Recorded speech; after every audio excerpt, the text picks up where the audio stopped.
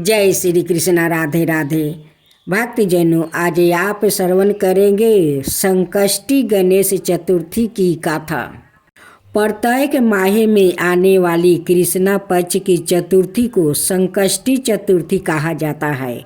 यह व्रत माता पार्वती के पुत्र श्री गणेश को समर्पित है। इस दिन विधि विधान से भगवान श्री गणेश जी की पूजा करनी चाहिए। फागुन माह की संकष्टी चतुर्थी को दीर्घी प्रिया संकष्टी चतुर्थी के नाम से जाना जाता है। एक बार की बात है, एक आदर्श राजा का राज्य था। वह राजा अत्यंत धर्मात्मा था। उनके राज्य में एक अत्यंत साजन ब्राह्मण था। उनका नाम था विष्णु शर्मा। विष्णु शर्मा के 7 पुत्र थे। वो सातों अलग अलग रहते थे। विष्णु शर्मा की जब वृद्धावस्था आ गई तो उसने सब बहुओं से कहा, तुम सब गणेश चतुर्थी का व्रत किया करो। विष्णु शर्मा सवाए भी इस व्रत को करते थे। आहू हो जाने पर यह दायित्व वो बहुओं को सौंपना चाहते थे। जब उन्होंने बहुओं से इस व्रत के लिए कहा तो बहुओं ने आज्ञा ना मानकर उनका अपमान कर दिया। अंत में धर्मनिष्ठा छोटी बहू ने ससुर की बात मान ली। उसने पूजा के सामान की व्यवस्था करके ससुर के साथ व्रत किया और भोजन नहीं किया। ससुर को भोजन करवा दिया। जब आधी रात बीती तो विष्णु शर्मा को उल्टी और दस्त लग गया। छोटी बहू ने मल मूत्र से खराब हुए कपड़ों को साफ करके ससुर के शरीर को धोया और पोछा। पूरी रात बिना कुछ खाए पिए वो जागती रही। व्रत के दौरान रात्रि में चंद्रोदय पर स्नान करे फिर से श्री गणेश की पूजा भी की। विधिवत पारण किया। विपरीत स्थिति में भी अपना धैर्य नहीं खोया। पूजा और ससुर की सेवा दोनों श्रद्धा भाव से करती रही। गणेश जी ने उन दोनों पर अपनी कृपा की। अगले दिन से ही ससुर जी का स्वास्थ्य ठीक होने लगा और छोटी बहू का घर धन धनाय से परिपूर्ण हो गया। फिर तो अनाए बहुओं को भी इस प्रसंग से प्रेरणा मिली और उन्होंने अपने ससुर से वो क्षमा मांगते हुए फागुन कृष्णा संकष्टी गणेश चतुर्थी व्रत किया और साल भर आने वाली हर चतुर्थी का व्रत करने का वो शुभ संकल्प लिया। श्री गणेश की कृपा से सभी का स्वभाव सुधर गया।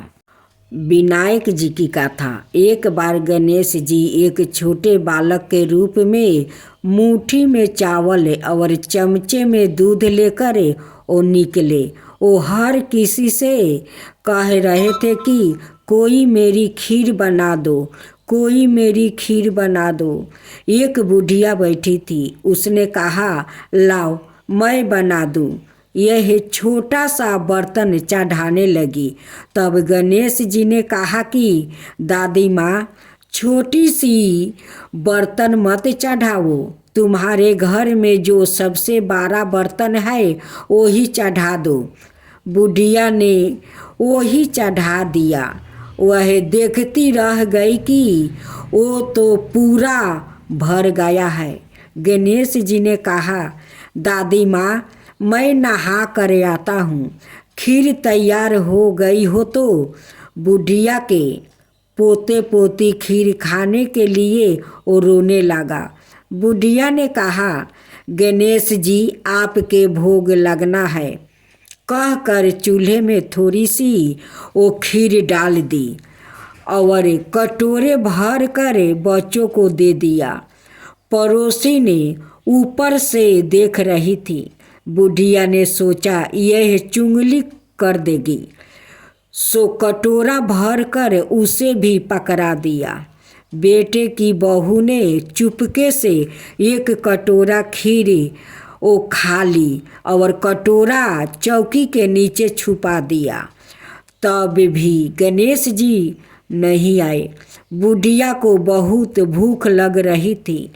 एक कटोरा खीर भर करे और केवाड़ के पीछे बैठ करे एक बार फिर वहाँ जो गणेश जी आपके भोग लगा रहा हूँ कह कर वो शुरू कर दिया। तभी गणेश जी आ गए। बुढ़िया ने कहा, आ जा रे गणेशा, खीर खा ले, मैं तो तेरी राह देख रही थी। गणेश जी ने कहा, दादी माँ मैंने तो खा लिया। बुढ़िया ने कहा, कब खा लिया? गणेश जी ने कहा, जब तेरी पोते पोती ने खाई तब खाई, जब तेरी पड़ोसन ने खाई तब खाई, जब तेरी बहू ने खाई तब खाई, और जब तू खाई तो मेरा पूरा पेटे भर गया। बुढ़िया ने कहा, बेटा और सारी बातें तो सच है, पर बहू बेचारी का तो नाम मत लेना, वो तो सुबह से काम में लग रही है। उसने खीर कब खाई? गणेश जी ने कहा, चौकी के नीचे देख जूठा कटोरा पड़ा है, तूने तो मेरे भोग तो लगाया, वो तो वैसा ही खा गई। बुढ़िया ने कहा, बेटा घर की बात है, घर में ही रहने दो, बता बची हुई खीर का क्या करूं? गणेश जी ने कहा, नगरी जिमा दे। लोगों को न्योता दिया तो सब हंसने लगे, बोले कल तक तो खाने का पता नहीं था, आज नगरी जिमाएगी। फिर भी लोग आए और ठाठ से ओ जिमे, नगरी जिमा दी। तब भी बर्तन पूरा भरा हुआ था। राजा को पता लगा तो बुढ़िया को बुलाया और कहा, क्यों बुढ़िया, ऐसा बर्तन तेरा घर अच्छा नहीं लगता है? ये बर्तन राजमहल में ही अच्छा लगता है।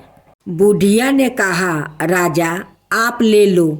राजा ने खीर का वो बर्तन महल में मंगवा लिया।